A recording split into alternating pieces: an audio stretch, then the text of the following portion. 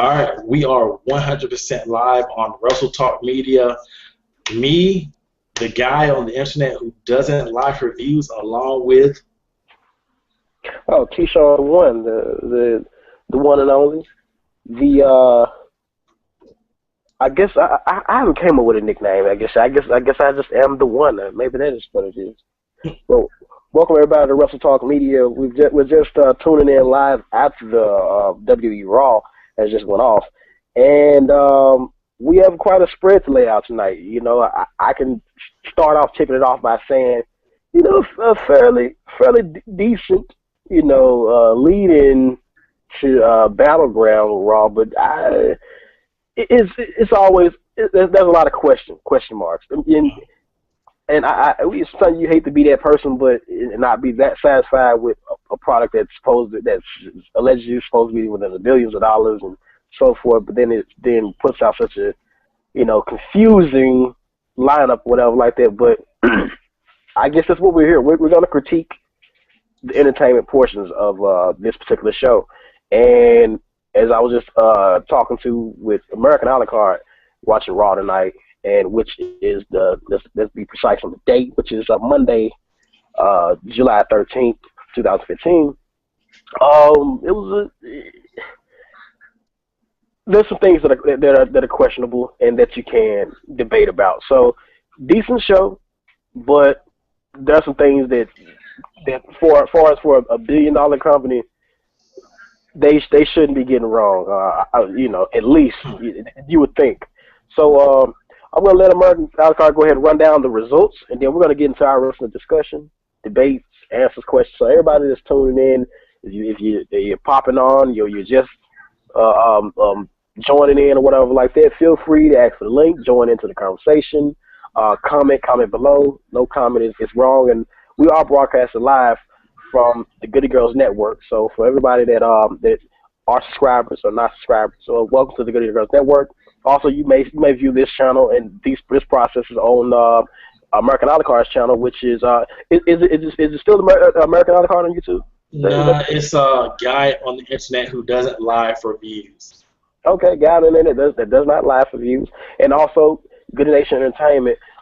That's Goody Nation Entertainment on YouTube as well. So you have two different stations, two different network stations that you can also view this particular product on, which will be broadcast on them. I guess on a prior date or whatnot like that. But America, let's go ahead and get into this rundown of exactly what happened, the results real quick, and then we can get into our discussion. Yeah, well, my bad. So one match we had, first thing, it was the first match, Dean Ambrose versus Bray Wyatt, which didn't really happen because Bray Wyatt got ambushed by Ambrose, got ambushed by Roman Reigns. They had a brawl, blah, blah, blah, blah, blah. It ends with Bray Wyatt hitting I'm getting his name so confused, Roman Reigns with the lantern. So pretty good brawl. Then the opening, I'm pretty sure this was the opening, Orton and Ryback versus Big Show and Sheamus. Going to be 100% honest here, I kind of tuned out. This match was kind of boring me. I'm going to go to the results real quick. Looks like Ryback gets the win with a big splash off of the top rope onto Sheamus. The big guy with the big splash and his finishing move. I don't know how to feel about that one. Yeah, okay. The New Day versus the Primetime Players and Mark Henry.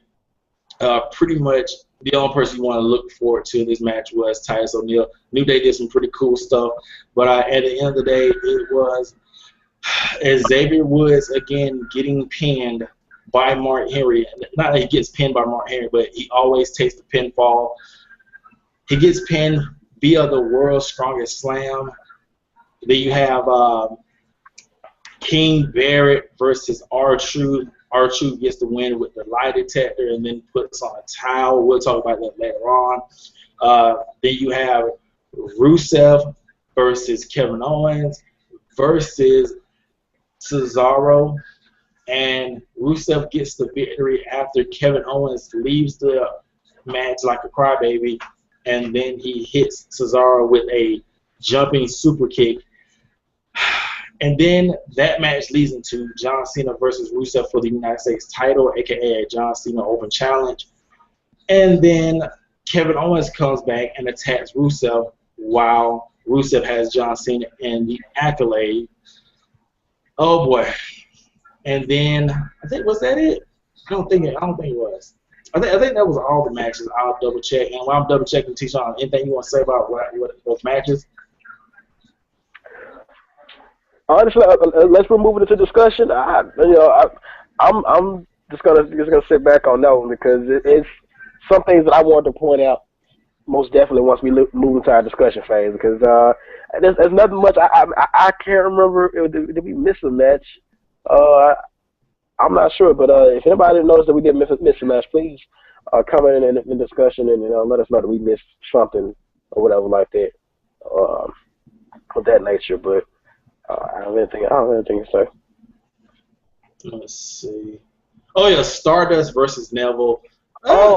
Pretty good match. I enjoyed it for what it was. It was a short, quick match. Stardust ends up getting the victory by doing a roll up and holding Neville's tights. Let me see what else. Okay, I already talked about the United States title match. All right. R-Truth, blah blah blah blah blah.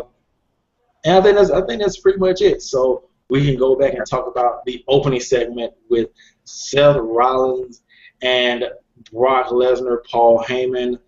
I'm gonna take the cheese. I'm going to talk about Cody Rhodes' return, aka Stardust. Okay. With that one, you kind of get mixed feelings. Is he back soon enough? But you also got to respect the man for his professionalism. By being able to come back and still be in character, because a lot of people were speculating. Many people were thinking that basically he's coming back as Cody Rhodes. He's going to be more serious now. He's going to drop the Stardust gimmick, in which me as a fan, I was hoping, no, I hope he doesn't do that. I would rather hope that this Stardust character becomes what I once said I wanted to become, is become more of a more for the people character, such as Sting. Many may laugh, like a Sting. Like, yeah, I think that if NXT was a takeover or an invasion, some type of angle, that should be that person. That should be the divining key, the AJ Styles of the situation, to be somebody that people can relate to. They can be that outsider. I think that Stardust is already a weirdo. His character's already weird. I think it should be that factor, that it factor for the company. I think they're missing something with the Stardust. I mean, they're trying to be on to something, but they're actually missing something in the Stardust character. And him coming back, and then he defeats Adrian, which you really can't dispute with him winning the matchup, because you don't really want him to come back and then job out. And the people are kind of behind him because WWE was taking a risk. They took a big risk tonight.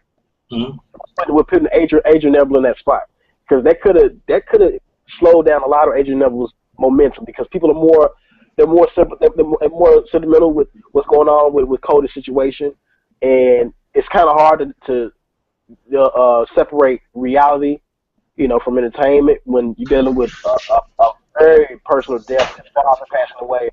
So it's kind of hard to divide the two and be like, okay, well now he's in his character, his personal life, but it's very hard to do that. So fans are not going to be able to just really jump on Adrian Neville's side. They're not going to just want to boo Cody Rhodes, honestly. They're not going to just want to boo the man out the building or disagree with him. So they took a very big risk. I think that they shouldn't have. I think they shouldn't have had that matchup. I think they should have went with, letting Stardust against Miz or somebody like that. But I guess they're trying to keep Stardust with his heel run.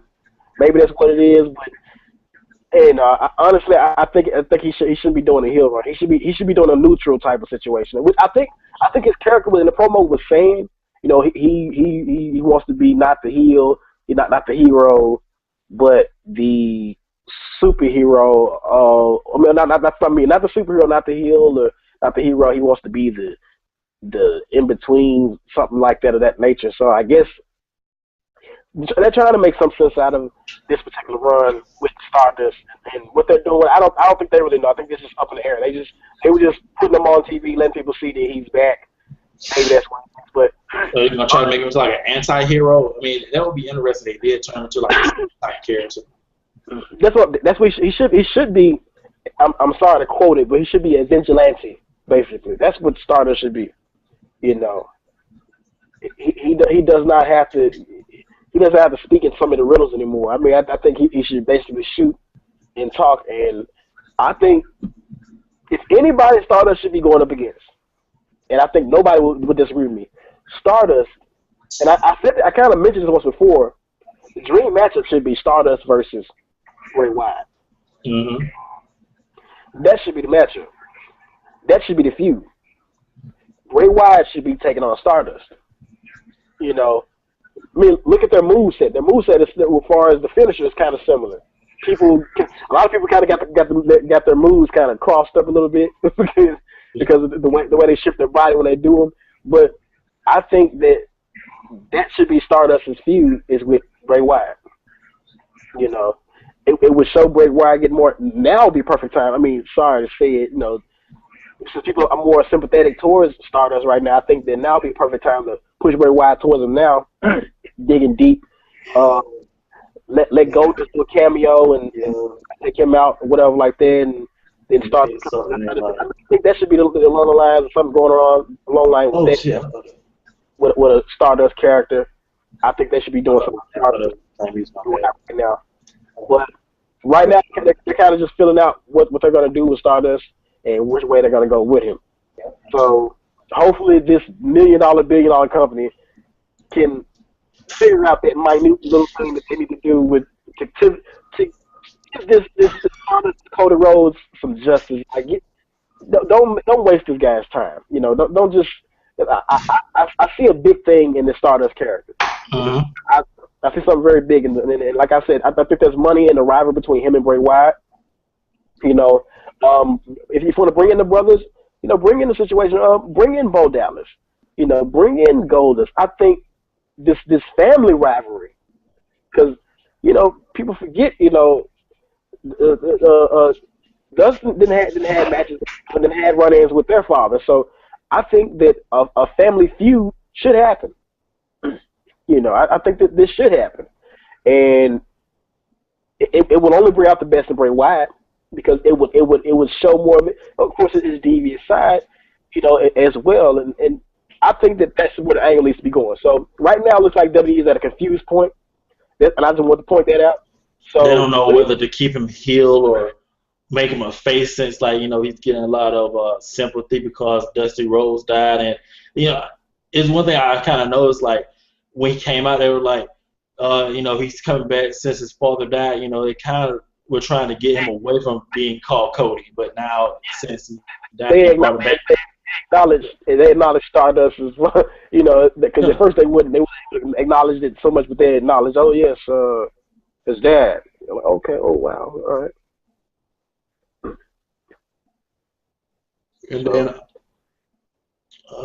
Let's talk about the big thing, the thing that everybody's going to be talking about, and you already know what it is, right? Oh, you talking about the ladies? Yep, the ladies, the new ladies coming from NXT debuting. So let's paint the picture for all the people out there. So the Team Bella is out there, and Nikki Bella's talking about she doesn't really have any competition. Team Bella doesn't have any competition.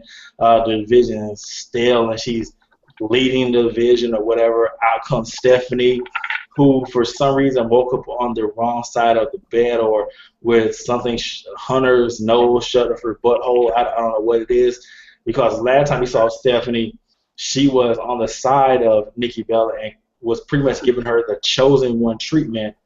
But now she comes out and says that Nikki Bella is, I guess she didn't say it, but saying that she's a bad champion and she isn't doing anything to help the division. And one thing I saw that was really stupid. She says that Nikki Bella doesn't run the division. She does. And I'm thinking, of course, Nikki Bella doesn't run it business-wise, but as far as in the ring, She's the champ. She runs it. But, there's a small oversight. This is what I want to say. I want to call it.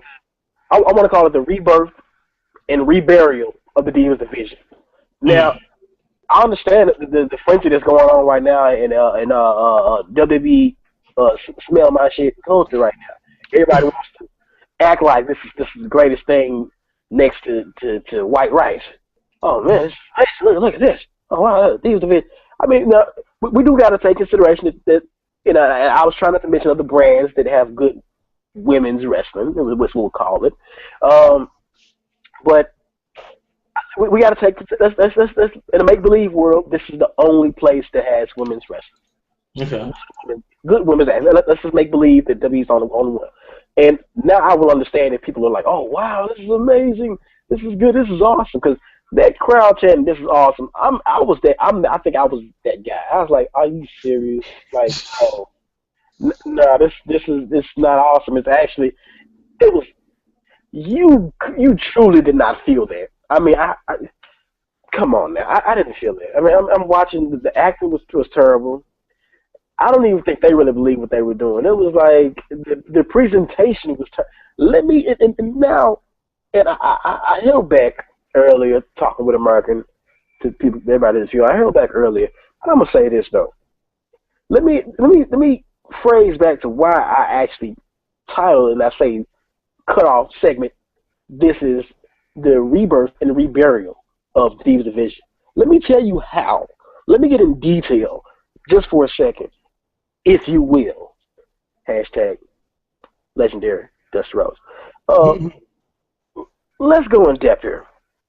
Now, you got Stephanie McMahon. Great. And I'm Stephanie, I'm talking to you and your character only, not you personally, but this bitch, she can't figure out with her character whether she wants to be Brock Lesnar, whether she wants to be Vince McMahon, whether she wants to be, I guess, let's see, who's the most weakest, pathetic, or she wants to be Gilbert or something. Well, people may not remember him, or she wants to be Shark Boy. Maybe that. She can't remember. She don't know if she wants to be the scared person, or she wants to be Vince McMahon, or she wants to be Brock Lesnar. Because one moment she's Rockstar Spud, one moment she's Vince McMahon, one moment she's Bobby Lashley. I'm like, whoa, hold on. Which character are you? Because this is why I say this, people. This is why I say this whole segment here. This is why I say this. Why in the blue hell making the Divas look like bitches, like little punks, basically like little 5-year-old girls? When you come out there, get in that grill, this is my ring. But this is every 3 years. I mean, for 3 years straight, Stephanie did this. She said, "Oh, it's time to change these divisions up." She'll bring all of them out, line them all up like they inmates. Now, and complete shit on. Thank you. Vince McMahon didn't do that. Vince McMahon did something that made that roster really uplift. He chose somebody to come out and kick his ass.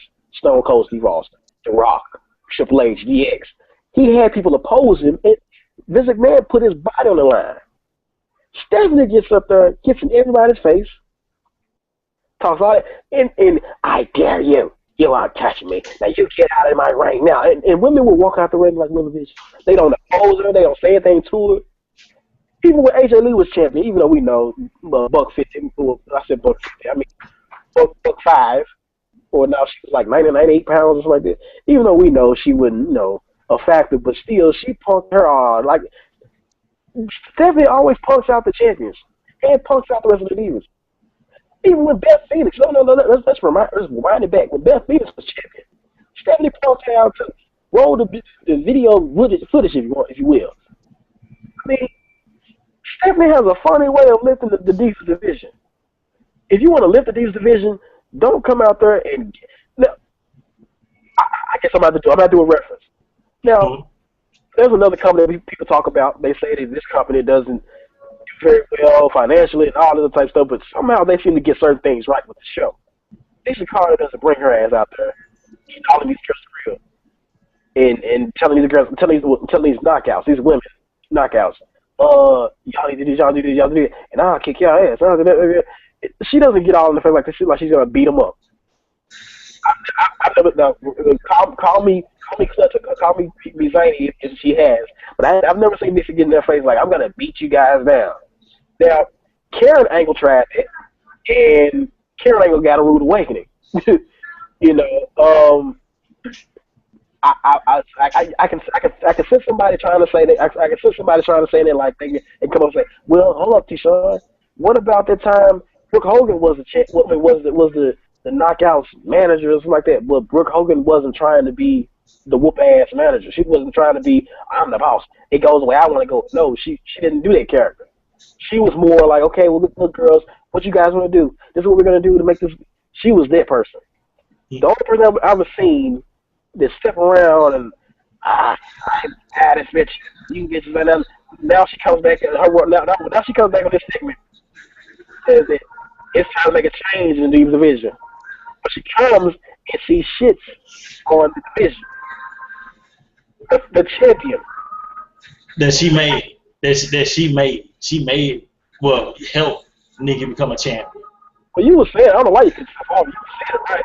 The woman that she basically made champion, you know, and put in that position. Which, see, that's one thing I always said about WWE though. They're very forgetful, aren't they?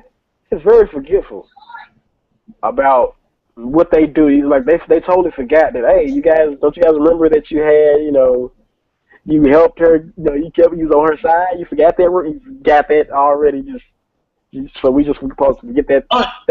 You could maybe forgive that if she said like, yo, because you're back with your sister Bree, I don't fuck with you no more.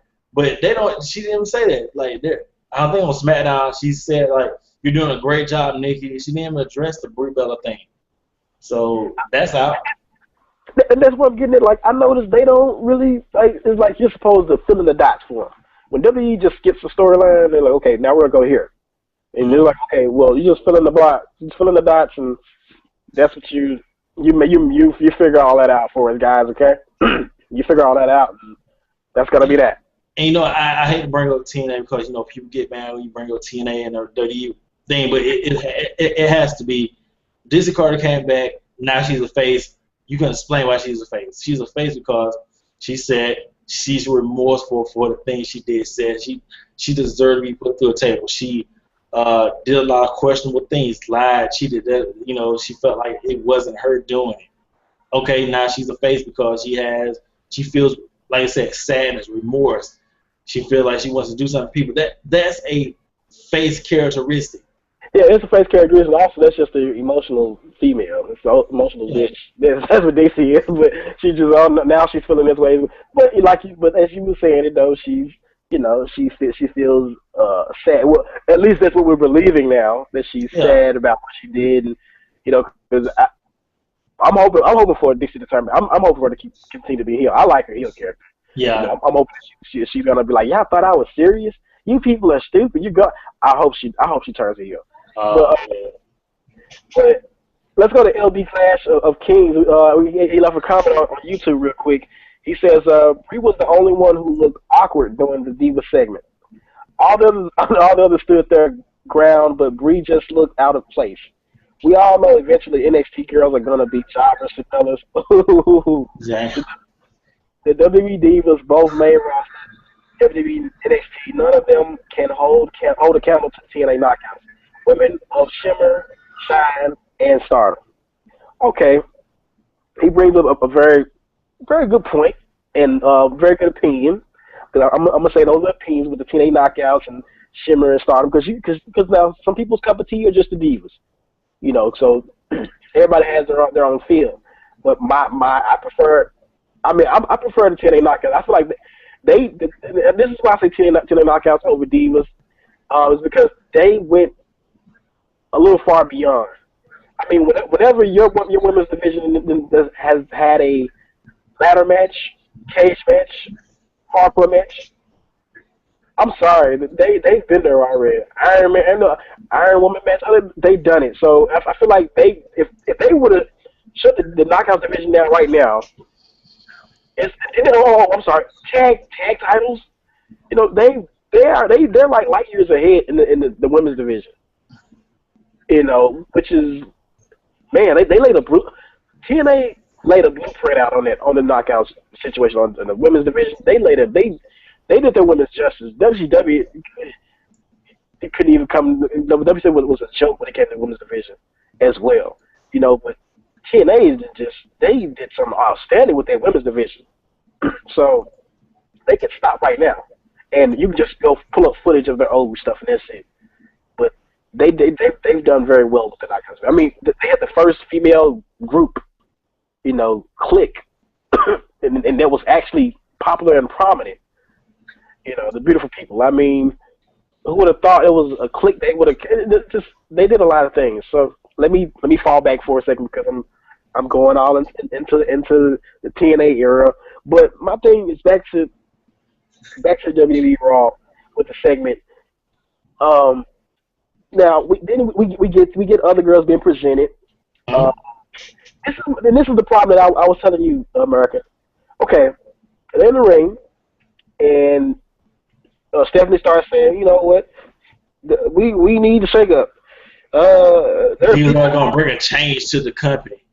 Yeah, and there's people that wants to oppose you. There's people that needs a shot. Or somebody basically she's alluding to that. And all of a sudden she brings out the big wide pit bull mouth Paige. She comes out. She comes out and does her little. No, she loves to move her jaws. So she comes out and moves her jaws a couple of times, and then Bree and I like what Bree did. Bree was doing the whole IWC talk situation. She was basically mimicking us by saying, "Oh, why is she out here? Since she failed like over and over and over, why is she always coming up?" You know, and then all of a sudden she's like, Bree, Paige not the only one. So Paige, she brings out Becky Lynch. Yeah, Becky Lynch. Oh my gosh, that name is just ridiculous. I'm sorry, dude. Becky Lynch. Becky Lynch. It sounds like a name that's not gonna go anywhere. Okay. Let's look at the chants. Becky.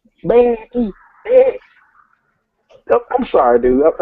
She gotta fail off on. They might just want to call it BL or something like that. B Lynch or something because Lynch is not even the name. I don't know. Maybe. I didn't think about it. I didn't think about that last name Lynch. I was like, yeah, what the hell?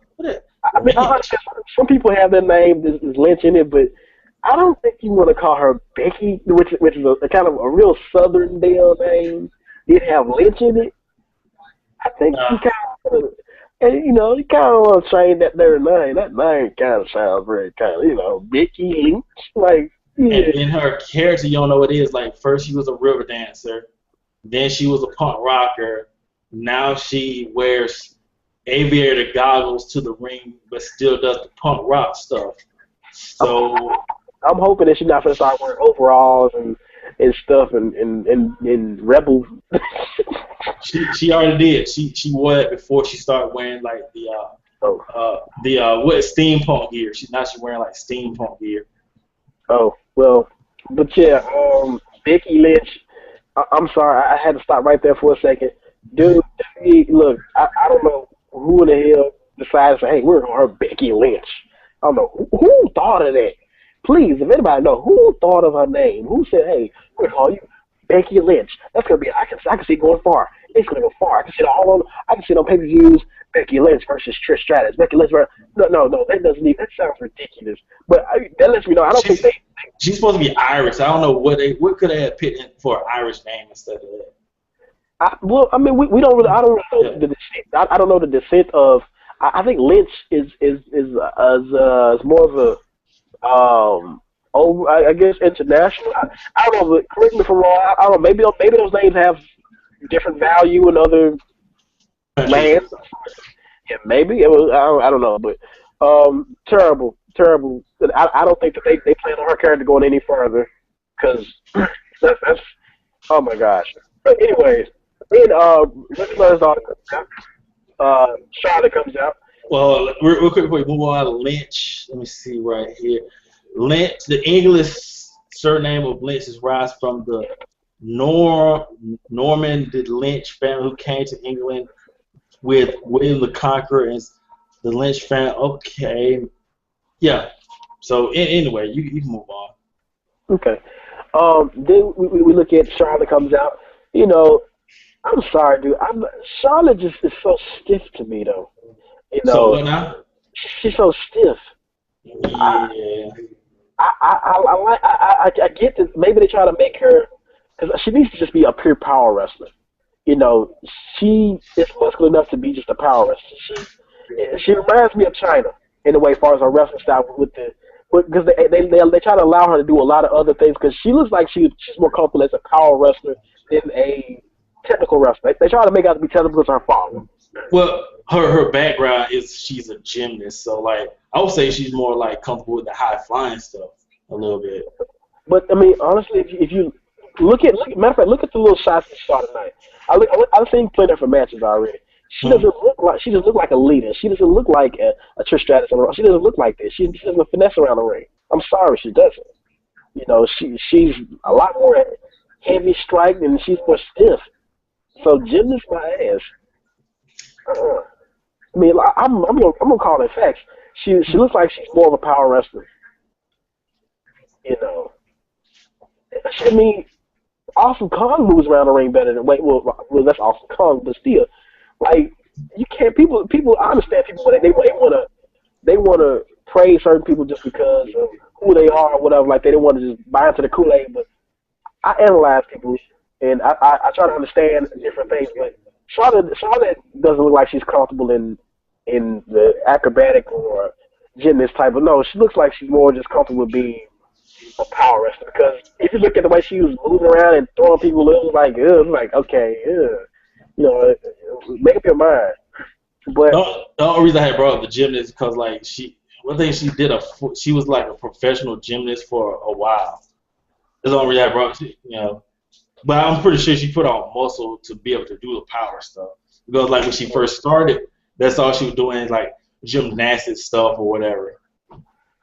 I think Charlotte should go around. I mean, honestly, F5 and people or something, man. Because I mean, just keep it real. Charlotte she looks like a beast. Like she hurt some people, man. I mean, just keeping it real. She has the height over people, over women. She's probably the tallest diva in the division right now. But as we fall, now you have Becky Lynch, you have Paige, and you have Charlotte in the ring. And then Sasha. Yeah, and then all of a sudden, you know, Sasha was later on to be next. Oh yeah, my bad. All of a sudden, you know, of course, your girl Naomi comes out, and they didn't turn. I don't know why, but the W has this little stereotype thing, and everybody knows the stereotype thing. Every black chick has to be with the black chicks. She has to be a thought / Uchi Mama. She gotta be super ghetto when she turns heel. Alicia Fox. Think about it, people. When Alicia Fox turned heel, she was like super galactic, super ghetto. Oh no. When Jazz was there, I don't know if people go back to W Attitude Era when Jazz was awesome, but when Jazz was there, Jazz was like when she became this really, really bad, she was like this real ghetto, super black, don't wanna hear it, kick your ass. You know, like when they turn heel, they gotta be that bitch. They're like, come on, man. They gotta be. It's a better way you can be heel. I mean, look at Mickie James. Mickie James was a heel, but Mickie James wasn't the typical heel white girl. She was a obsessed, zany chick.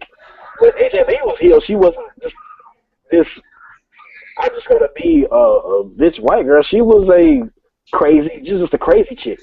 You know, they like it's like the stereotype. It's kind of outdated. Like, come on, man. Like, who was back there writing with the stereotypes of black women in professional wrestling? Like, when they turn heel, they don't have to be a ghetto, loudmouth chick.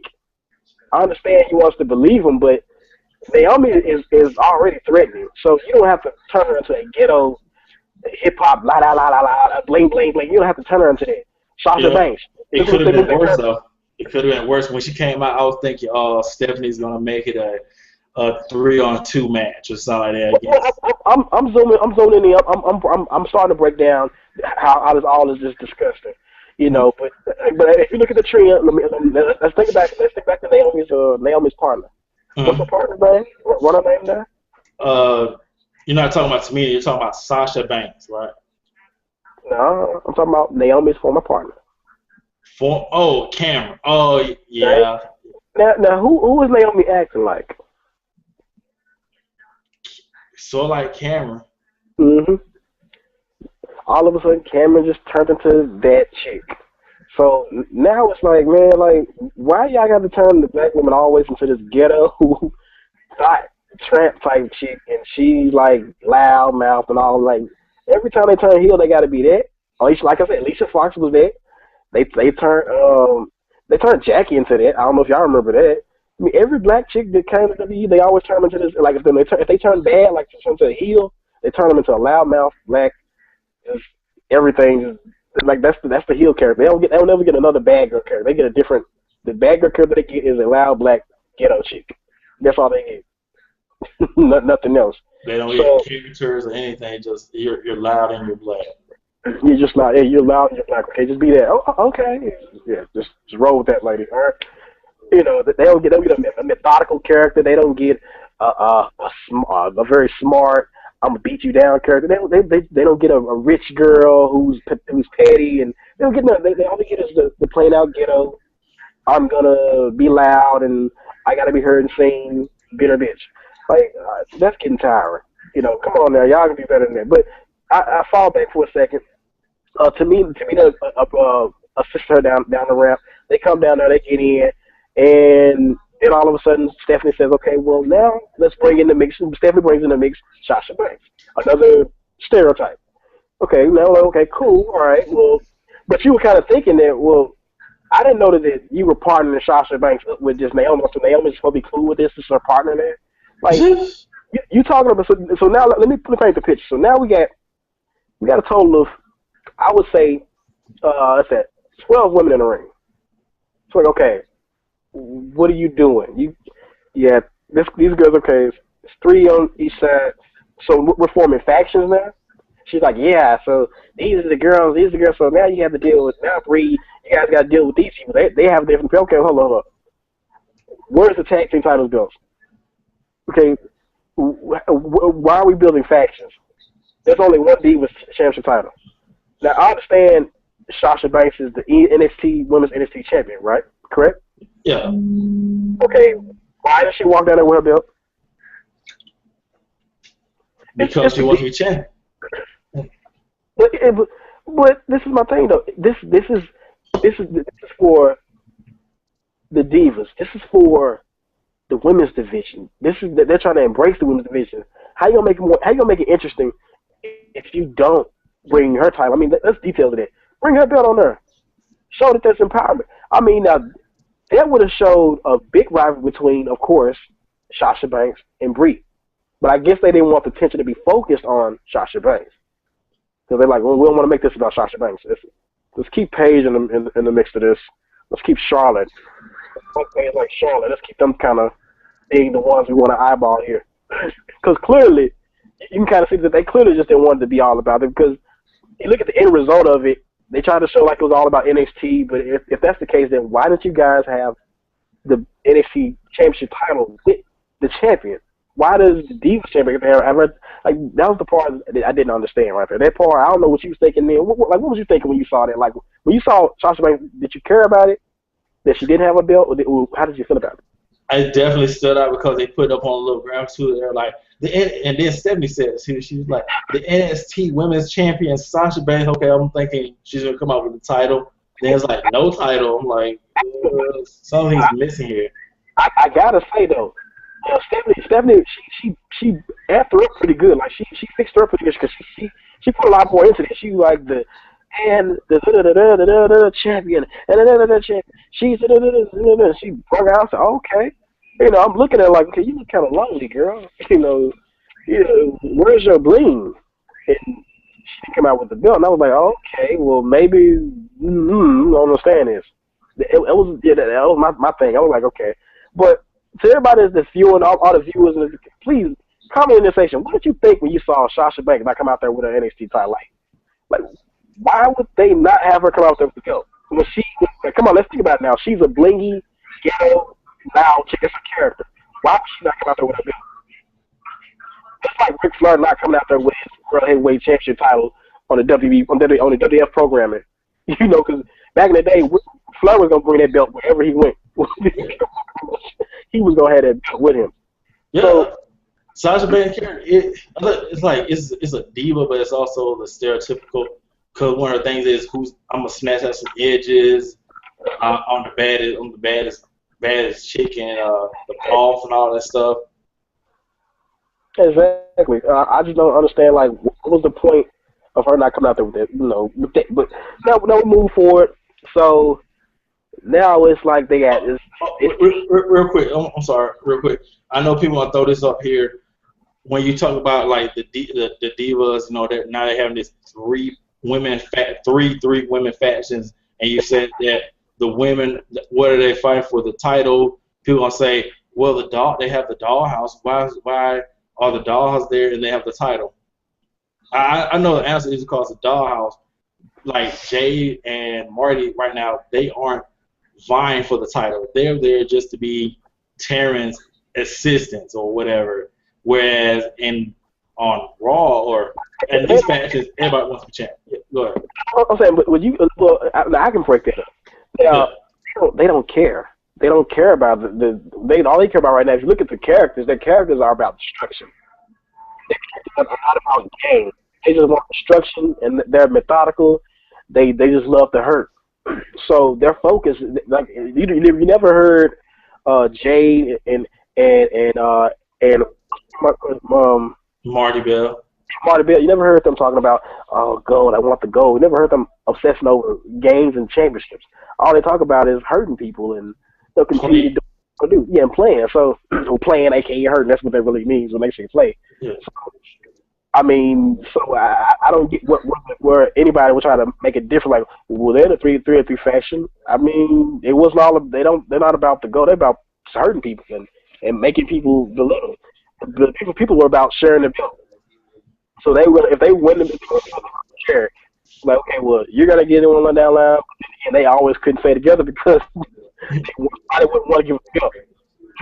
So, but with this scenario, now you have factions built up, and every woman there wants the belt. Like Sasha wants the belt, Naomi wants the belt, Tamina maybe wants the belt, Paige wants the belt, Becky wants the belt, Charlotte wants the belt, Fox wants the belt, and I don't know if Brie wants the belt, but I definitely know Nikki wants to keep the belt. So there's like all the women that want the belt. So it's kind of like, okay, well, where does that lead the NXT title then? Is NXT women's title, like, what does that mean? Does that mean that, okay, where are they going to go with that? Is that any value? Do the women, do they want that belt too? Or what is it going like? Because she totally just left that behind. She just totally said, drop that. She's probably going to drop it to either probably Dana Brooks. They're just shitting on Bailey. From what they don't give a fuck about Bailey. Like, I like Bailey because she's sexy in a weird way, but she got body for a white girl. That's why I like her. But Bailey. I mean, honestly, Bailey should have been in that situation. Yeah. Sasha should have never been in any faction. Sasha should have been in this situation. She should have been up on top of the ramp watching everybody. She's the NXT champion. She shouldn't have been a part of any faction. She should have been on the ramp. Bailey should have been in her spot. I mean, well, or should have been, or she should, or. Say that. I was going to say this. I'm going to clear it up real quick. I know somebody will be like, well, Bailey's not a bad heel character. Maybe Charlotte should have been on Naomi's side, and then Bailey should have been on the other side.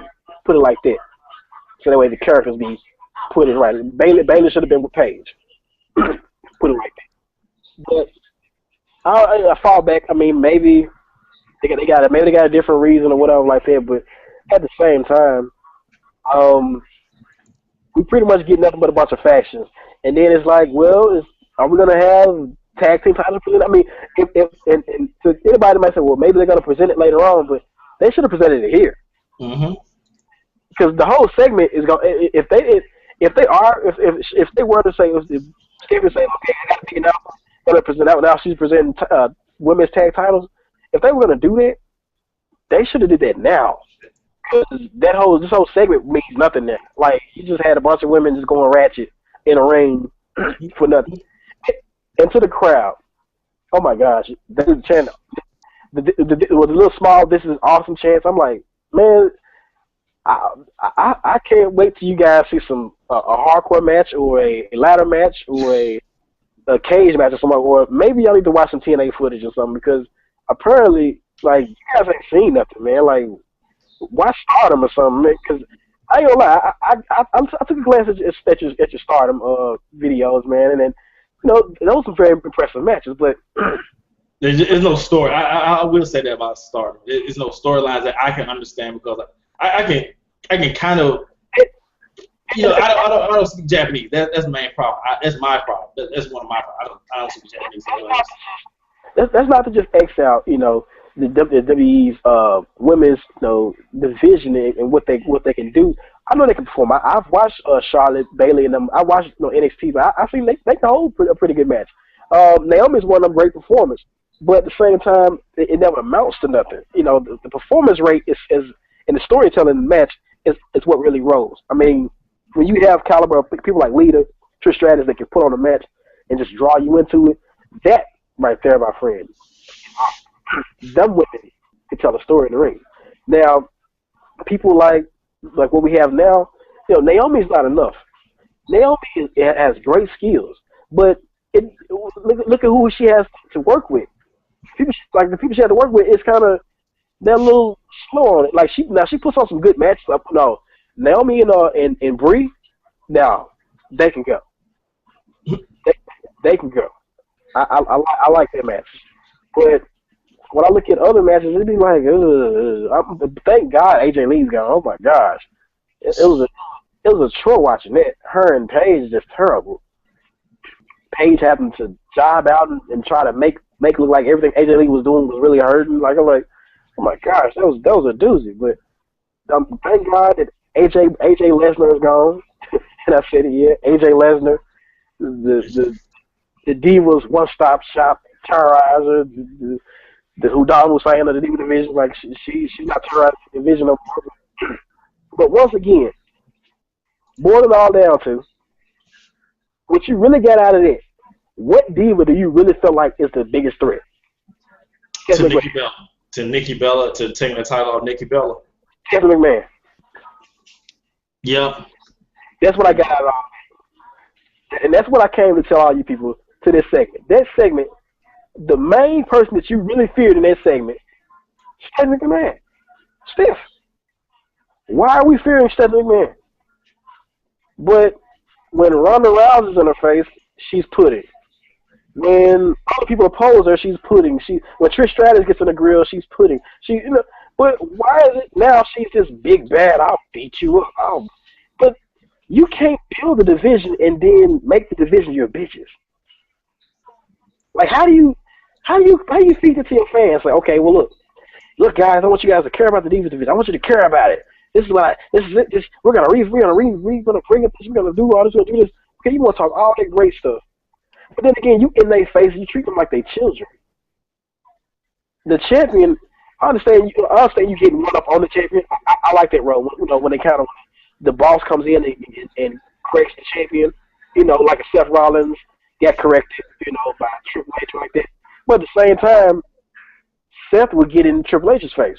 Mm-hmm. You know, he'll say, he'd go off.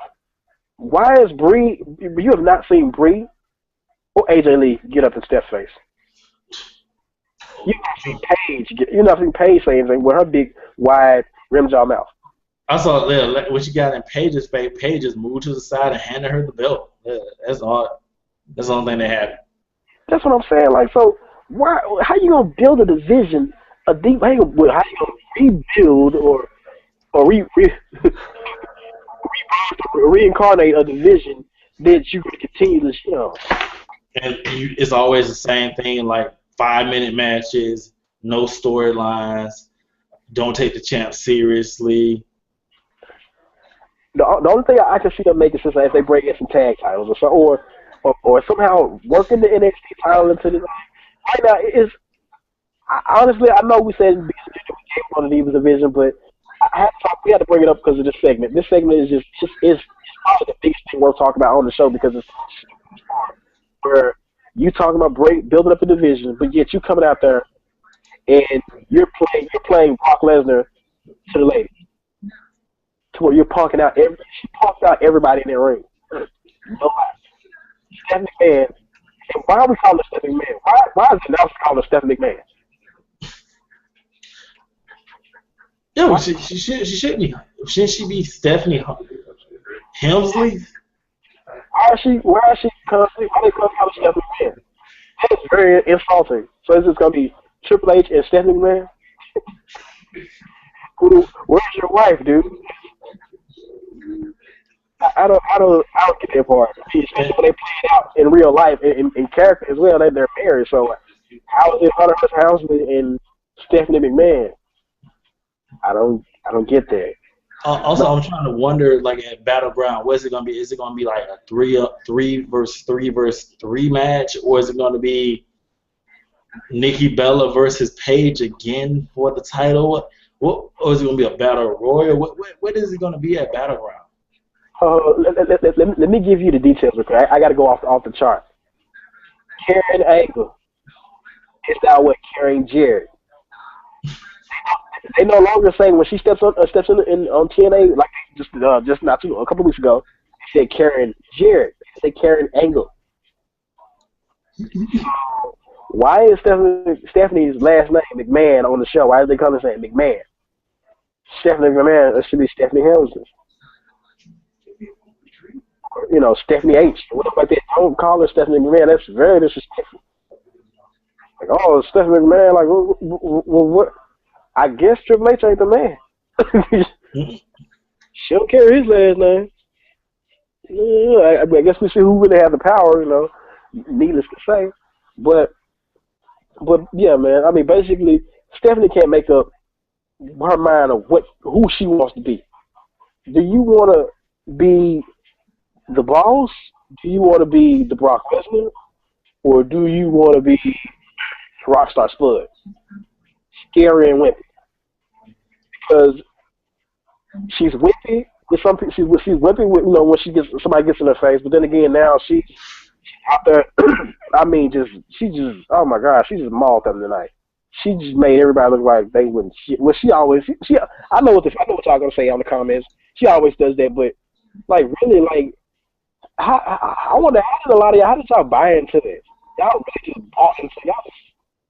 Like really, when people were that gullible, people really buying into that. I mean, I just can't. I can't just eat shit. Just take it for what it is. Like, no, man, you can't just feed me anything. I'm a wrestling fan. I don't just take anything. Let's go on, man. We can move forward. I'm trying to think of anything else to talk about in this situation. I get like we are talking about how like the internet on Twitter, they're talking about now that they have these 3 divas that came up from NXT. Now WWE has the best wrestling division on the planet. Why do you think they say? I mean, I'm not saying anything bad against NXT divas because they're decent wrestlers, and who knows, maybe it could turn around WWE and make their divas division great. But just with that, why would they say that? Just like, you know, without any storyline or their characters, you know how WWE changes characters for NXT to Raw. Why would they say that this is now WWE all of a sudden now out of the blue has the best women's wrestling? I mean, there's a lot of reasons. You know, if we want to go in depth, we're not in depth mode of the show. There's a lot of reasons why the internet infantry, with the WWE infantry, I gotta call them like that, because I'm a big fan of WWE. Big fan of just wrestling in period. WWE, WCW, TNA, and countless others to name. Well, this is what I grew up on. But I'm not a zombie. TNA can't just feed me anything. True. They just can't feed me anything. I'm like, oh man, whatever they do is cool. I'm all for the underdog. I'm always rooting for my team. I'm always at the same time. They can't say something to me like, oh, it's okay. It's great. This is a great thing. This is the best thing to electricity.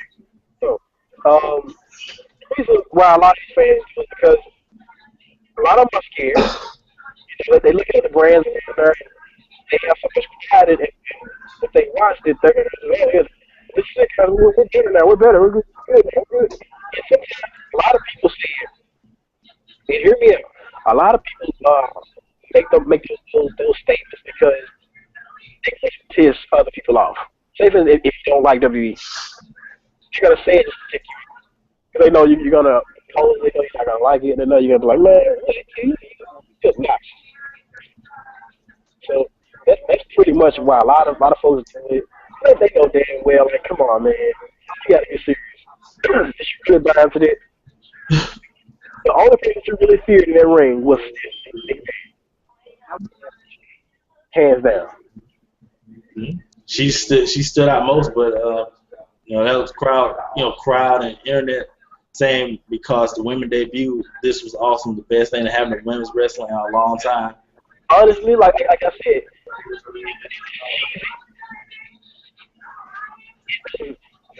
honestly, from a person that's not just gonna be just a mark for anything, that was poor acting.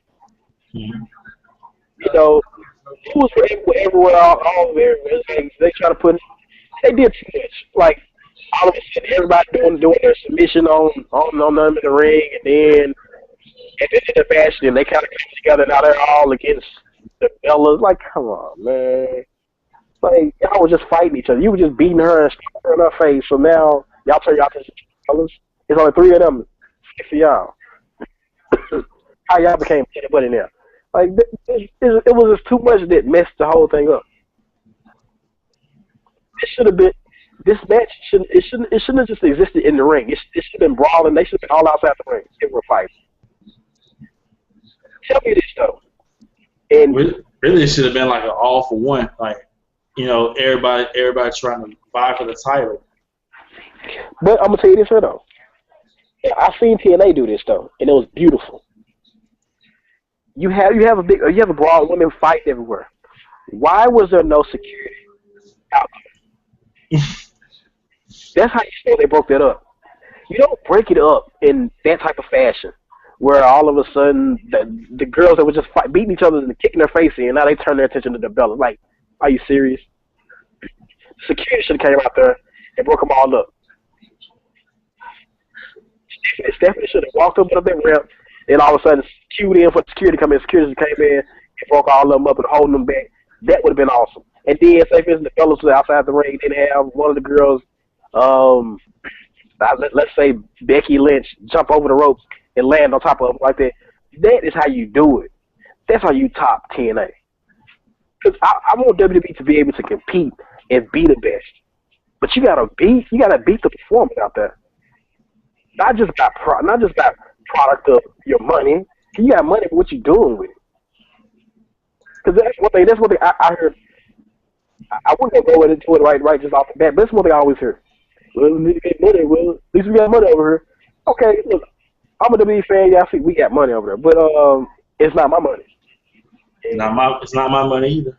What the hell are they doing with it? Like, because you still got a shitty Divas division. Why are you guys like?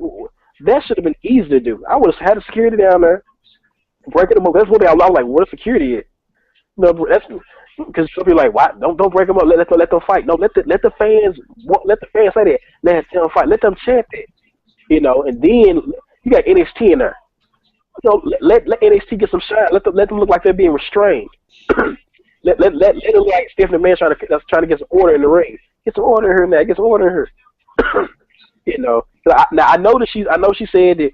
Now, who wants it or whatever like that, but if she said who wants it, then why is everybody partnering up? Stephanie should have manipulated them and to fight each other. Then got the security to break it up to make them want each other even more. That's how you do that. If I can come up with stuff like this, I know this billion-dollar company can do this.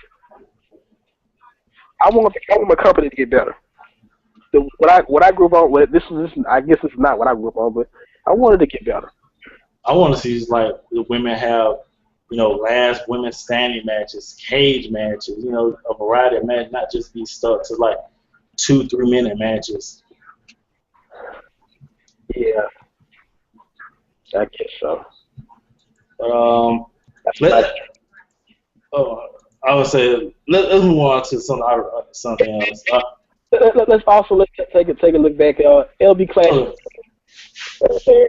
I pointed that. What he said, I guess he's making a statement to what I said. He said I pointed that out. I pointed out to Sasha should have came out with her NXT Women's belt. I don't care about any champion in any division should always carry their titles with them. I think I read that wrong. I've never seen any TNA knockout champion in history not come out with her belts. That's true. Let's be real. TNA has factions for women because I think they're going to bring back the knockout tag. Okay, yeah, that's tag belts. Not going to be Divas tag titles, and there's no point of the Diva faction. Tag teams. That is very true. LB is very true. He says WWE does a lot of ghetto stereotype gimmicks for blacks and Asians, wrestlers of both genders. Yeah, they do. Okay, let's go. I guess I'm gonna scroll down a little bit. Comment. Okay, I just hope this means it's time to kick Bellas out of the Diva division, out of wrestling. Stephanie, she just full of shit sometimes. She's off up in Diva. Only when she's involved in the storyline, which is what I noticed. That is true.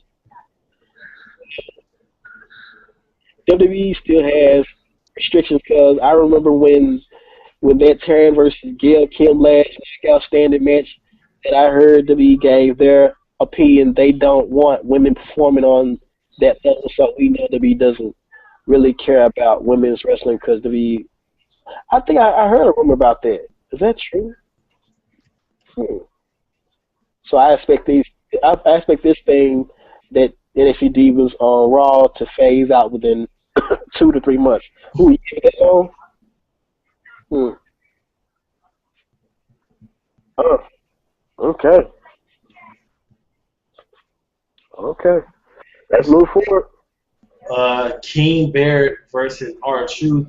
Like I said, pretty solid match. But the thing at the end, R-Truth wins the match, and then he puts on a dirty towel as a cape, holds up a plunger, and puts on a dirty Burger King crown from a kid's meal. I don't know, like, R-Truth's supposed to be funny or like it's just a coon gimmick. I don't know. I don't know how to feel about this because it's kind of funny, but then it's also stereotypical, especially when you start doing the coon dance. He starts like, "Yes, sir, boss," with the cape.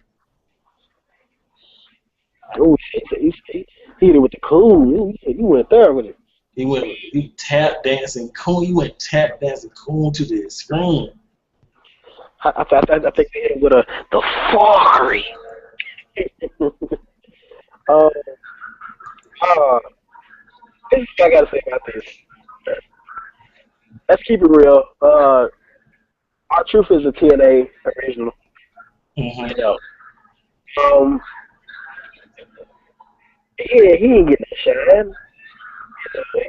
He got to shut the jab as much as he can. They should say R-Truth.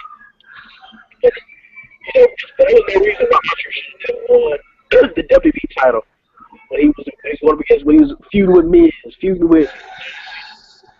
They should take that belt. But from the rumors, what I heard is that the reason why they didn't give it to him because he had made a outstanding outbreak, but he turned heel. He started, no, he went up under the ring, grabbed the bottle of water and the cigarette. Like that was people bought into that. People were fully behind R-Truth in his heel turn, in his gimmick, and they said the WWE turned against it because they didn't want to send a bad message to kids smoking and whatnot like that. And I understood that though. I understood it. I was like, okay, good. You know, smoking wrong, bad for you. Got you. Understand? You don't roll with no change. R-Truth don't roll with that. Okay, good. But all of a sudden, you mean to tell me, R-Truth smoking is bad. You got an anti-bullying campaign, but your show's all about bullying. What's something else that I pointed out earlier? You know, it escapes my mind. I pointed out earlier to you, but we got the bullying part. So there's bullying going on because Sheamus is obviously he bullies everybody. Barrett bullies everybody. Rusev bullies everybody. I mean, so I don't get it. Like we're for certain things and we're not for certain things. Why are we so biased on it? I don't get it. I really don't. So you mean to tell me that the message is that kids, it's okay to go out there and smash and break down the car. Now, it reminds you, they reminding everybody of that beat down car. It's okay to go out there and cause destruction, cause riots, beat up on vandalized property. Because their Cadillac is, I don't know why they come to bring their Cadillac around to every show. I get it. It was not that special. Did you see like they caved the roof in to like say he did that? Oh yeah. Trying to look like Street Fighter. Yeah. That's my thing. I'm like, well, hold up, man. So you're telling kids that it's okay to vandalize property, it's okay to bully people, but you can't smoke. Smoke is bad. Okay. It's okay to stalk people, talk about their kids, Bray Wyatt, but like the message is totally twisted. If you're gonna be PG, if you want to be for the kids, then maybe you need to completely change the show then, because I'm not getting that message, you know. And this was the same era, this the same rating then, because I'm alluding to the role that they give R-Truth as a second driving serious character.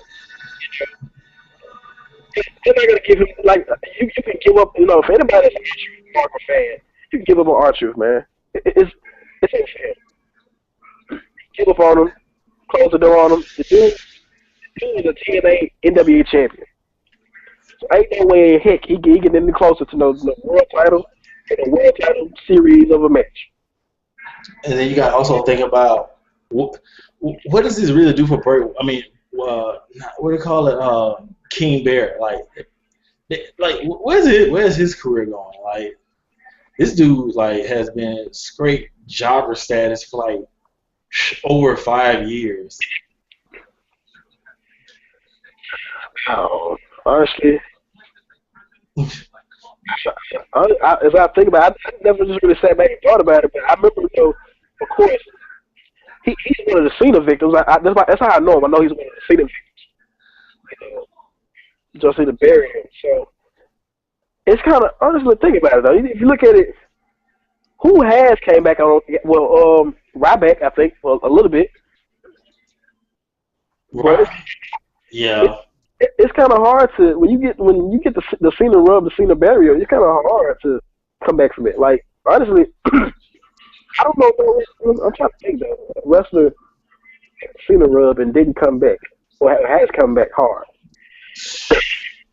Oh man, damn. And we might have, I think we had a pause there. No, I would say Brave. No, hell Who? no. Let's see. He was at Bray Wyatt. Bray Wyatt. He's in the mid card section. He's not. Yeah. Oh man, that's a tough one. That's a real tough one right there. But still, like they had plenty of chances to make Bray. I mean, not Bray Wyatt, but Barrett into at least a decent mid carder. Well, I was going to say.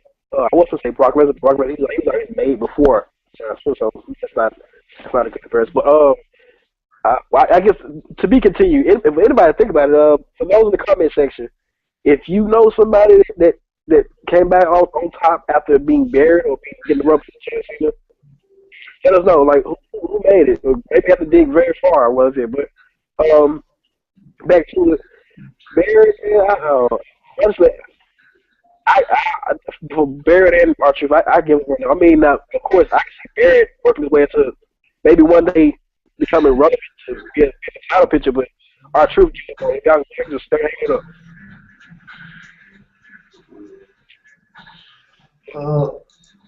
Let's get to the other one because it's like two lost characters. That's pretty much what that match was. Two lost characters.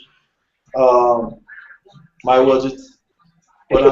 Situation. It's just a full situation. It's marketing on.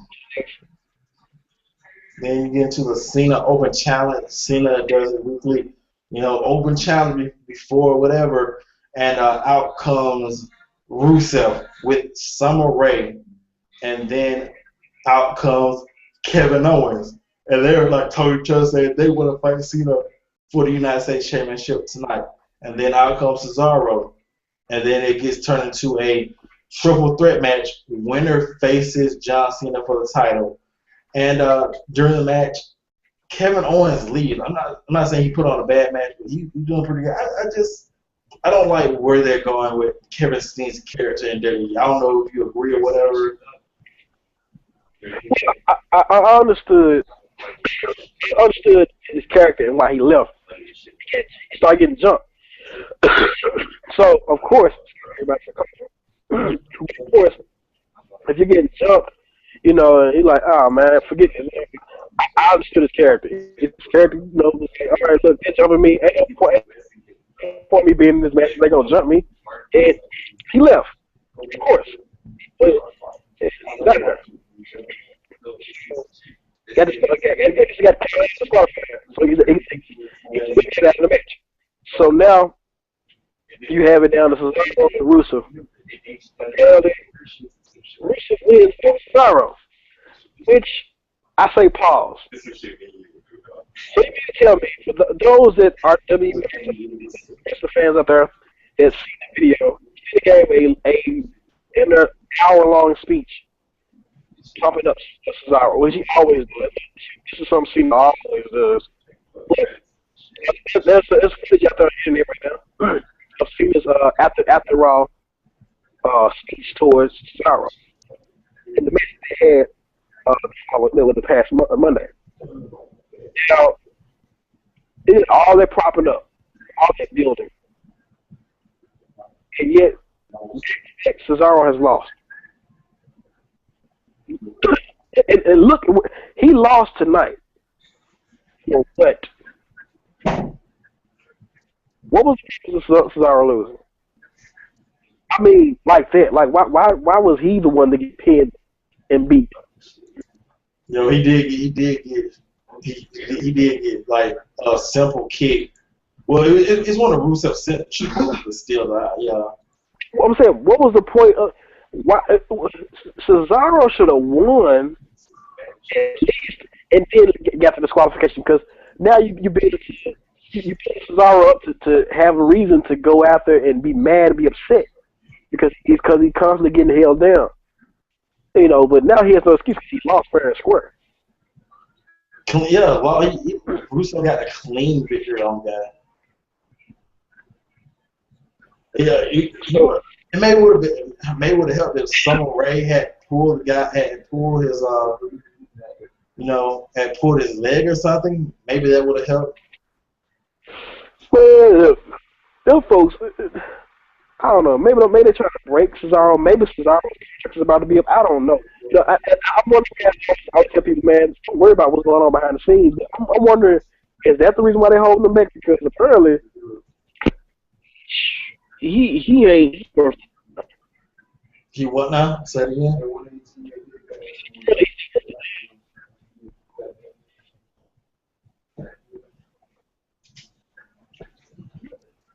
What you?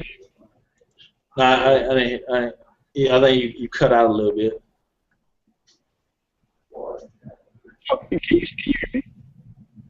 Yeah, I can hear you now. No, I said apparently he's not. He's not worth a damn now because I'm wondering what is going on with the Cesaro character because I don't see him going nowhere. I mean, of course, people are they're gonna continue to be behind him, but what's the relevance? If you're booking him, you're booking him. He doesn't even.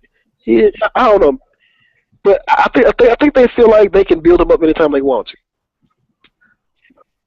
I don't know. Maybe they have other plans. Apparently, like tonight, there was no point in putting him in this match.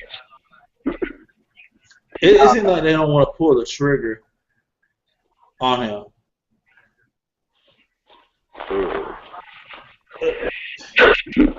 But then, like, why would Owens ask for? He's gonna have a match Sunday. Like, I said this before we start recording. Kevin Owens and John Cena feud. It doesn't even seem like a feud now, because like now they're just like, oh, we got to do the obligatory rubber match. Why? Fuck it, we're just doing it. So after this situation, Russo beats John Cena, and now John Cena's acting like he's going to go into a match where like he went through a whole gauntlet match or something. I'm like, he pacing back and forth, getting ready. I'm like, are you serious, dude? Yo, the funniest part was when he was scratching by the announce table. Yeah, I'm like, like, come on, bro, really? Like, you Super Cena, so what the heck are you? And you are fresh. So what are you scared about? What are you acting like? Oh yeah, it's going to be a big match now. This dude is fighting two other guys, and plus he probably with his character he probably already banged Summer Rae, so I'm pretty sure he's tired. And then Rusev is like breathing and fainting hard, so his character is like wore out. So you get in there like you from like you know what you guys are like, man, get out of here. Well, real quick, how do you like the pairing of Rusev and Summer Rae over Rusev and Lana? Let every blonde woman out there know that she's replaceable. Other bleach. Who's next? Charlotte? Charlotte and Rusev. Never done. I guess that would be it. But I don't know. I mean, are you supposed to care? She's no character. No character like your girl. You think Owens or Kevin, do you think he's gonna win the United States title? He has to. Honestly, I mean, Cena has to go ahead and put him. There's a reason why Cena should win. I think. I'm pretty sure. Mark my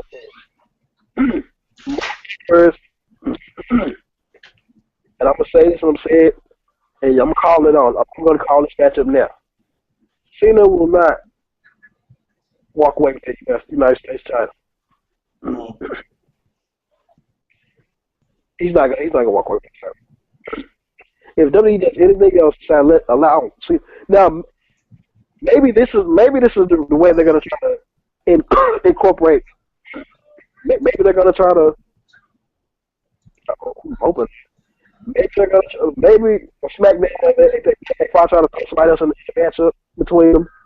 It should be, if they do that, okay, my prediction is thrown out now because that's default.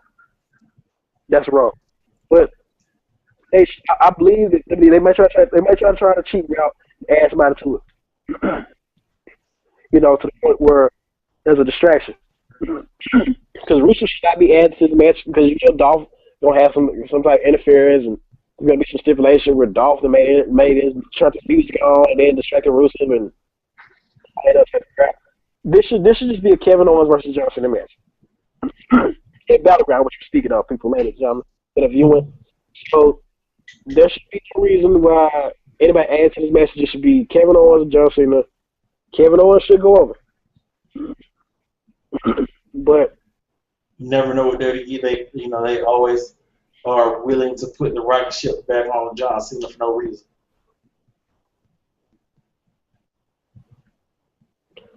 Unless I know it's in this time again. Only way this will ever be admitted. Now, I apologize, everybody, if I'm switching my throat a little bit because kind of just coming up off of being a little coffee sick or whatever. Coffee sick, but coughing and all that.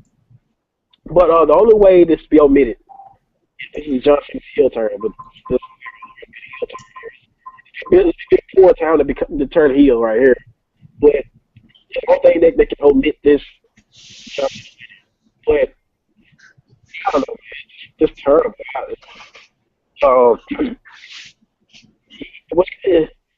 I gotta say, Owens, he has to win. That's the only way. I'm not an Owens fan. I don't really care for his character, but you have to solidify this guy's character. You have to really give this guy's character some legitimacy. Right now, he's still a jobber joke.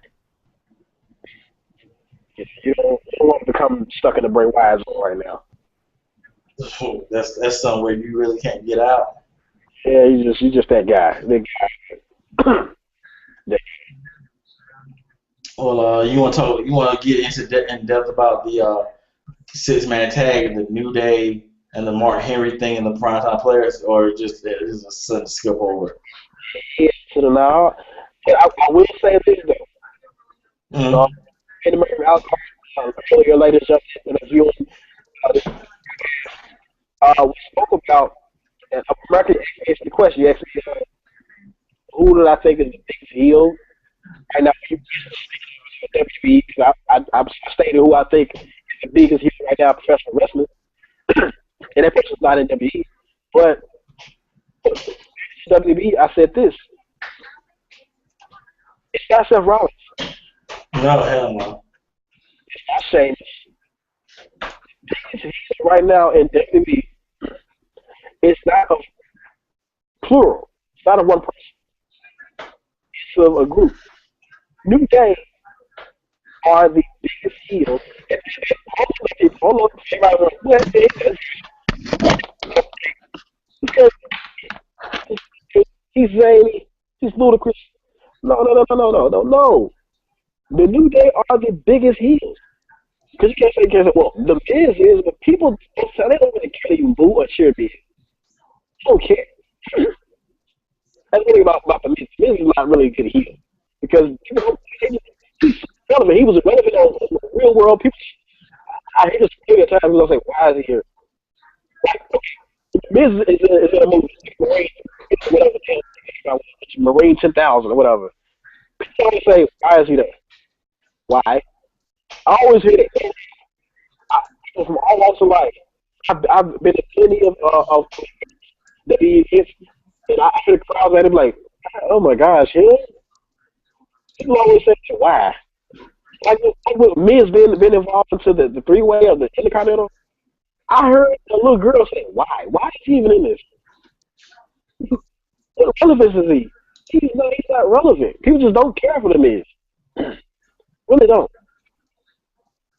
It's like a bull mature. We just don't care. But with the New Day, they have legit heat. You can literally W. You might W. Take note of this. Anybody that working at W, if you're watching right now, trust me. I know shit gets around. But look, if you want, oh yeah, if you want to build a judge, completely, the cheer John Cena because they get legit heat. Automatically, people are going to say, they sucks. New, they sucks. Put them against John. Have them do a program and beat them up for it. Matter of fact, that's what you do. If John Cena is to keep that United States title, have Big E or matter of fact, not Big E. Let Xavier Woods be his opponent. I guarantee fans will cheer solely for John Cena. Look at America. Look what I just gave them the formula how they get John Cena back. I just pay me. Let me hit you something. What if the fans still chant for New Day and boo John Cena? Pay me. It ain't gonna happen. It won't. Call WWE headquarters. Tell them to pay me. That's how you build John Cena back up relevant. Put the New Day on. I guarantee they're gonna cheer Cena. They're not gonna say Cena sucks. Now you may have some smirks out there, but sucks. And think about it. Now, think about the good programs that can happen with this. The good segments, commentary, the good, I guess, was segments. Cena can rap again. He can talk trash to him. He can make it good. They can continue to jump him up, but he's super Cena. So people would get behind Cena again because the New Day is a true heel faction. Now they're not methodical. They're irritating, but then again, they're delusional. They're like a happy Bray Wyatt team. I was with a little bit of Bo Dallas mixed in, sort of. Yeah, a happy Bray Wyatt team. Yeah. That's a happy Bray Wyatt, Bo Dallas.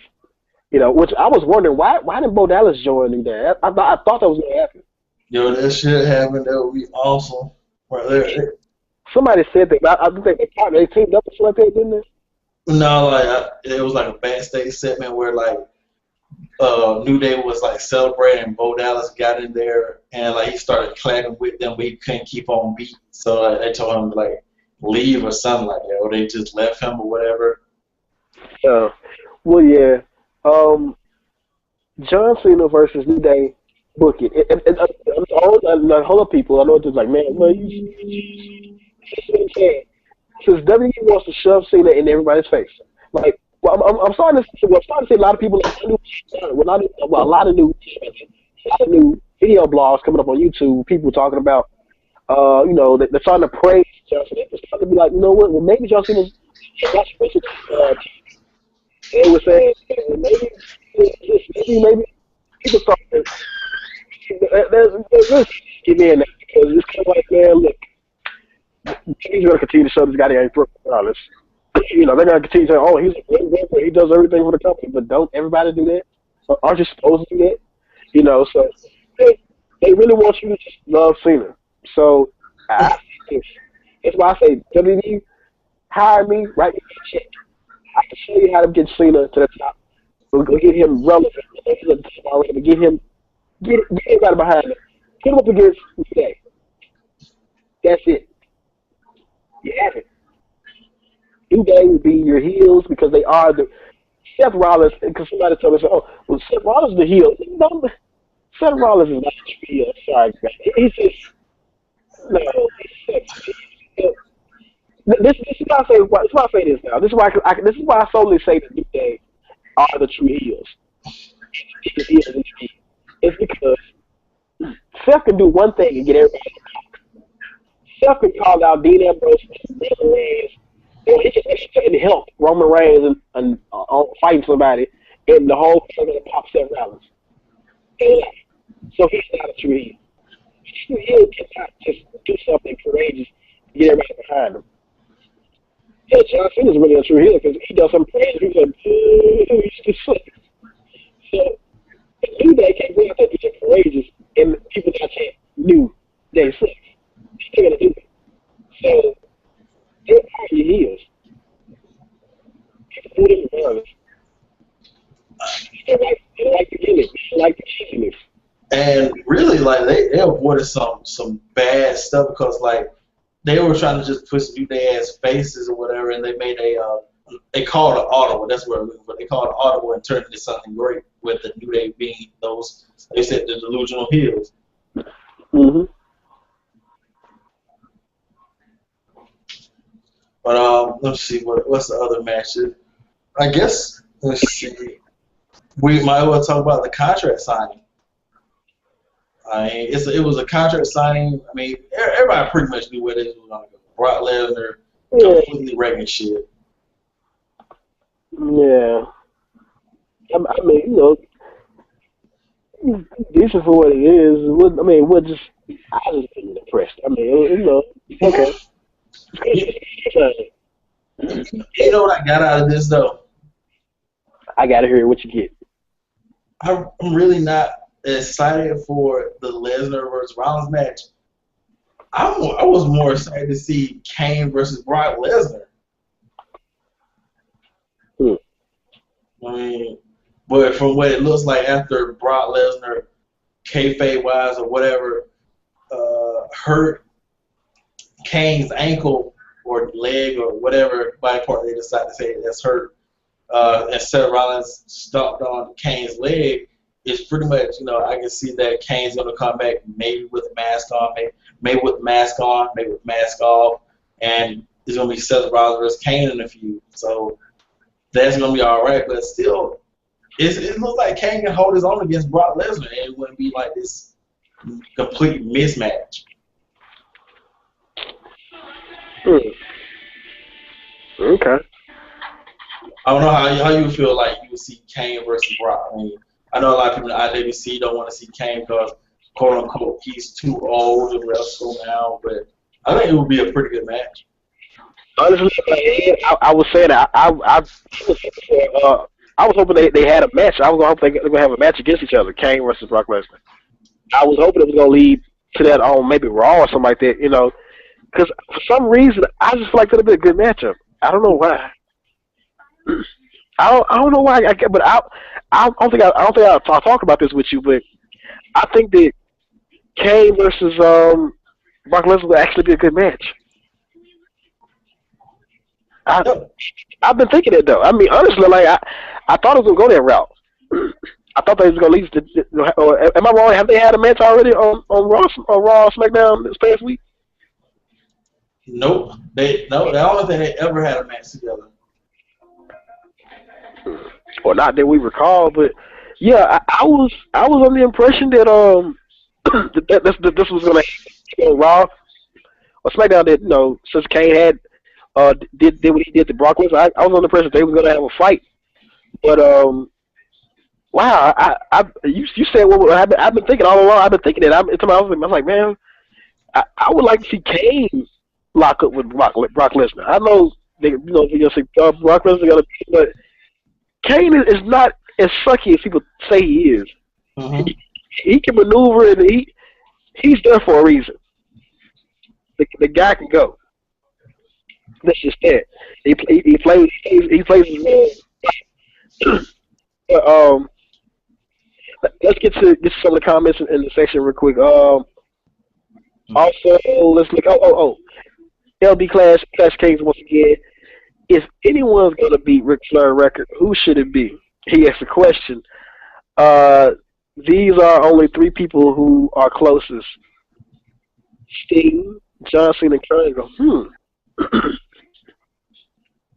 I'd rather be Sting. I think Sting's done. I think he's just like on the contract. He's just gonna let that shit run out.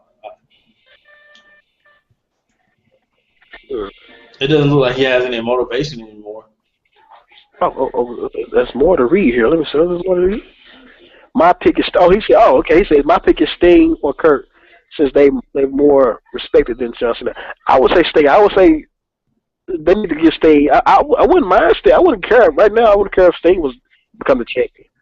I wouldn't. I really wouldn't care. I really care. I don't care bald head or not. Bald head, he get his hell and get his Sting.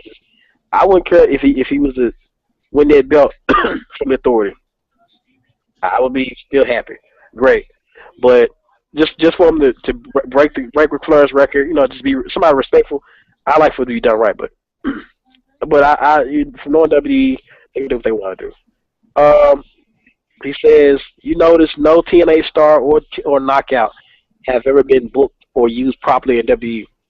R-Truth for World Heavyweight Champ and tag champ in TNA, but in WWE he only held United States belt and tag belts, used as a comedy act for a reminder of his career. For a reminder, yeah.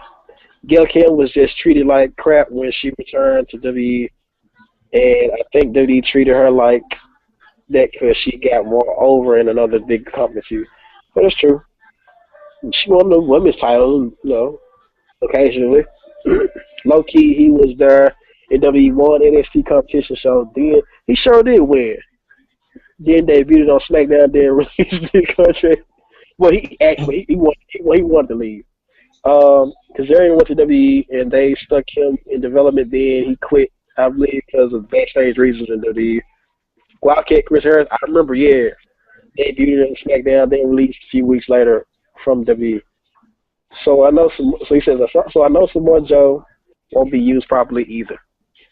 Glad Austin Aries, AJ Styles didn't go because, oh man, they gonna make a brother go there. But I guess we can talk about the majority of that stuff tomorrow. Okay.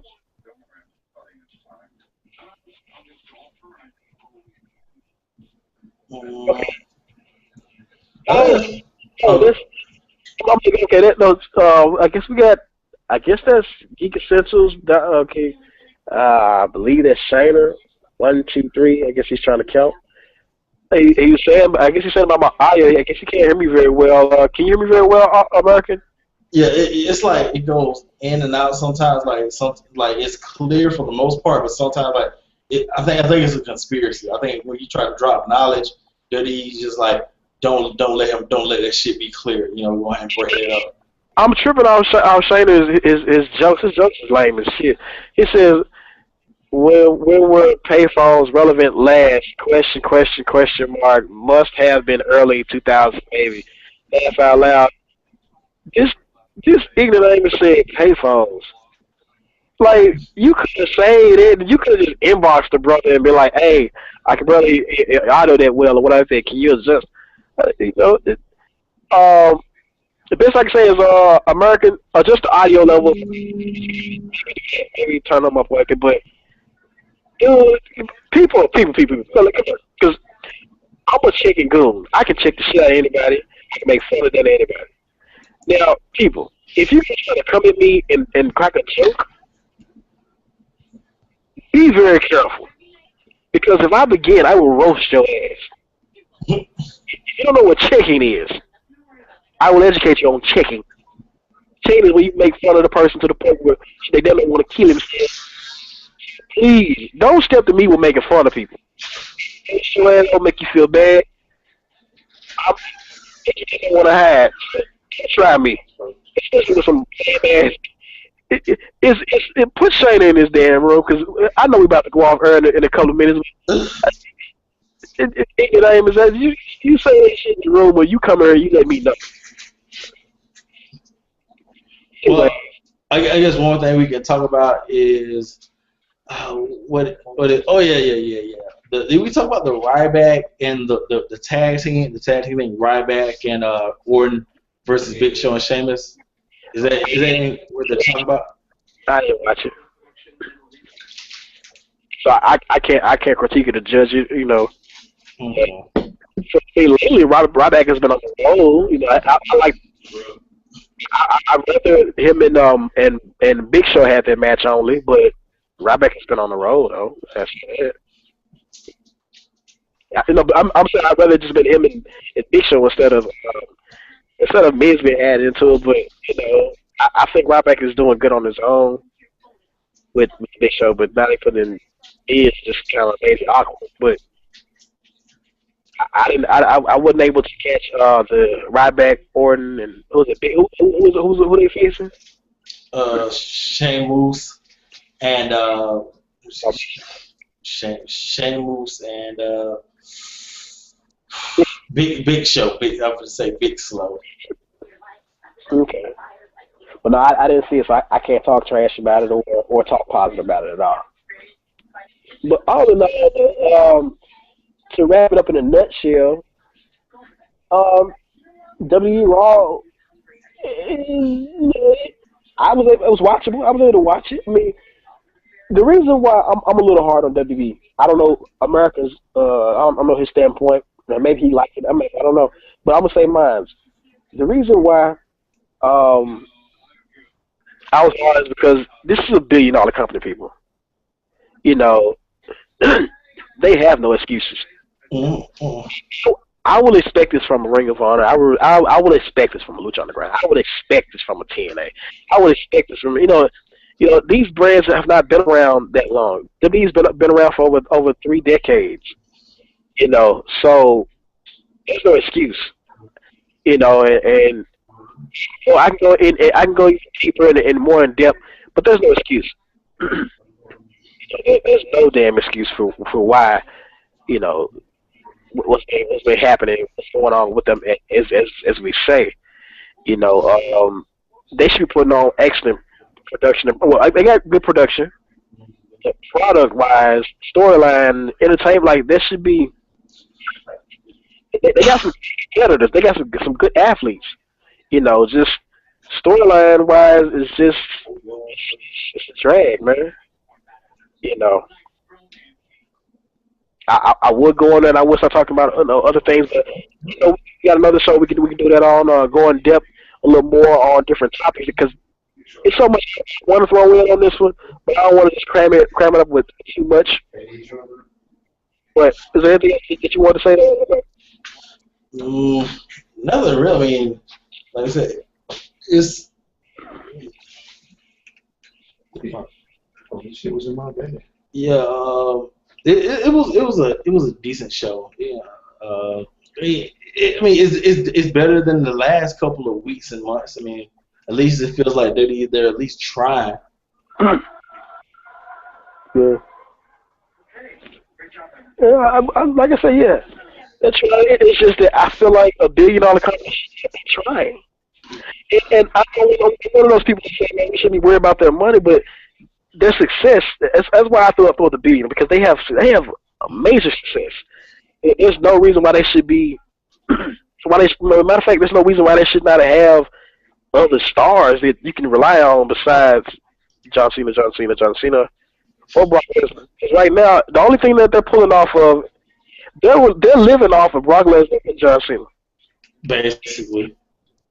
Every show is ended with John Cena, Brock Lesnar, John Cena, Brock Lesnar, John Cena, Brock. Have we not? Look at January all the way to now. Who have we not been reciting? John Cena, Brock Lesnar. That's it. John Cena, Brock Lesnar. There's all people that really make it serious. So that but this is sad though, because John Cena, Brock Lesnar, but who else is built as a major star besides them? And this is something that's been talked about, not just from us. Plenty of people talk about not the lackluster of having actual stars or main events. Every main event has been Brock Lesnar or John Cena. Let's see. It's about Brock Lesnar, John Cena. But that's all that they have to roll off right now. Right now, there's nobody else really to. Who else are you gonna put Seth Rollins against?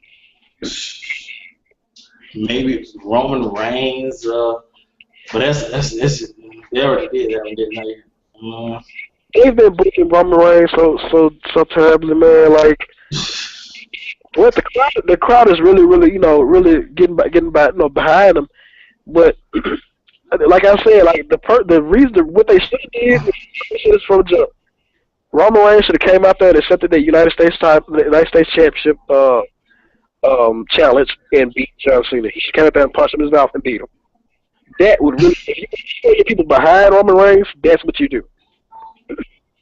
But hashtag Wrestle Talk Media, ladies and gentlemen, and that's not for Twitter. That's not Twitter. No, hashtag Wrestle Talk Media. Go on Facebook, type in hashtag Wrestle Talk Media into your search bar. Add yourself to the group.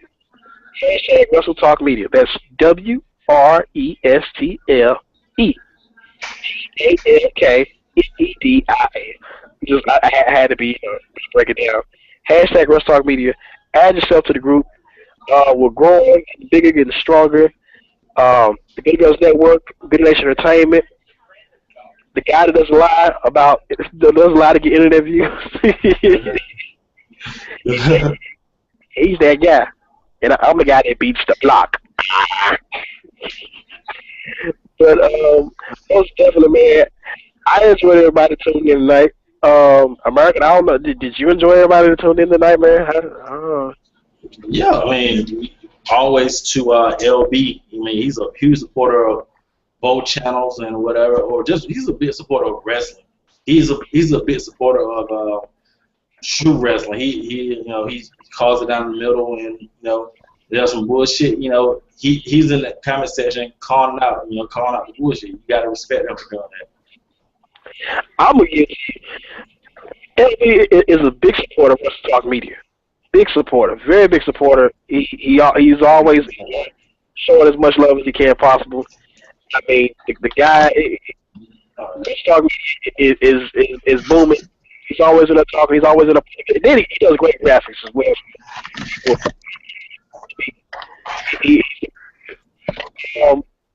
But also, I invite anybody, for those that dislike the video, that like the video, if you have an opinion, you have a comment, something that you want to say, something that you don't like, please, by all means, speak up.